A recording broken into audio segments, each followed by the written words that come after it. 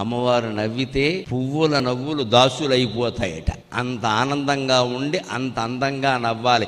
ఏ ఇంట్లో ఇల్లాలు నవ్వుతూ ఉంటుందో ఆ ఇంట్లో లక్ష్మీదేవి నాట్యం చేస్తుందమ్మా. లక్ష్మీదేవి నాట్యం అలా నవ్వాలి కదా అని మగాళ్ళందరూ ఓ పట్టకారు పట్టుకు నవ్వమని చెప్పానా తోలు తీస్తా నవ్వకపోతే అనకూడదు. వాళ్ళు నవ్వే విధంగా వీడు ప్రేమించాలి. అది సమస్య. ప్రేమిస్తే ఎందుకు నవ్వరు? పెత్తనం చేస్తే నవ్వుతారేటి? పొద్దున్నే నవ్వమని చెప్పాను కదా 6:30కి బుద్ధి లేదు అంటే ఎవడు నవ్వుతాడండి? నవ్వడానికి టైం పెడతావా? ఆవిడ ఎప్పుడు నవ్వుతూ ఉండాలో చూడరాదా? స్త్రీలు అల్ప సంతోషులమ్మ. ₹1 ఇవ్వడం ముఖ్యం కాదండి.